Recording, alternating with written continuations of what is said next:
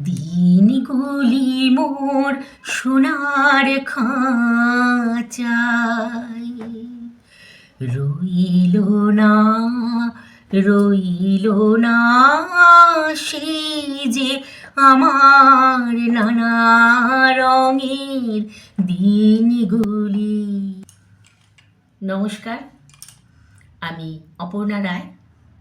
আমি কবি সুবোধ সরকারের লেখা একটি কবিতা শাড়ি সেটি পাঠ করে শোনাচ্ছি। বিয়েতে ৫১টা শাড়ি পেয়েছিল মেয়েটা, অষ্টমঙ্গলায় ফিরে এসে আরও ৬টা। এত শাড়ি সে একসঙ্গে জীবনে দেখেনি। আলমারির প্রথম তাকে সে রাখলো সব নীল শাড়িদের। হালকা নীল একটাকে জড়িয়ে সে বলল, তুই আমার আকাশ। দ্বিতীয় থাকে সে রাখলো সব গোলাপিদের।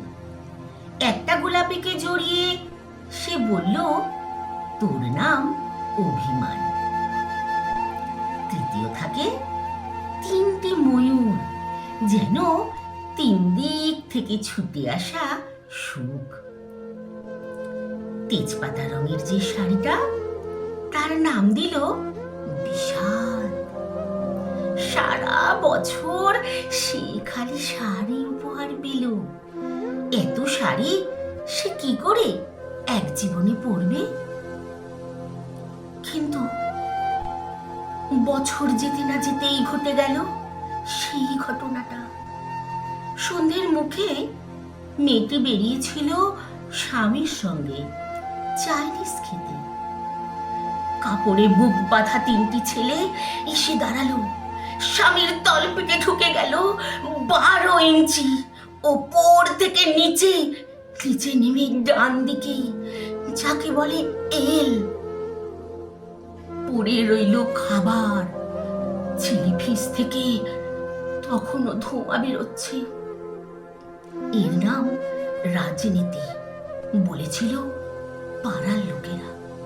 বিয়েতে ৫১টা শাড়ি পেয়েছিল মেয়েটা, অষ্টমঙ্গলায় ফিরে এসে আরো ৬টা।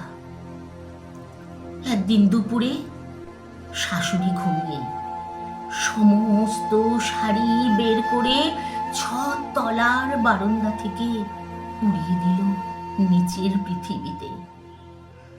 শাশুড়ি পরিয়ে দিয়েছেন তাকে সাদা থান। ১৯ বছরের একটা মেয়ে, সে একা। কিন্তু সেই থানও এক ঝটকায় খুলে নিল ৩ জন পাড়ার মোড়ে।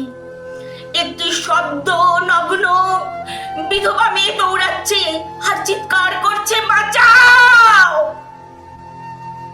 পিছনে ৩ জন, সে কি উল্লাস! নির্বাক পাড়ার লোকেরা। বিয়েতে ৫১টা শাড়ি পেয়েছিল মেয়েটা, অষ্টমঙ্গলায় ফিরে এসে আরো ৬টা। নমস্কার।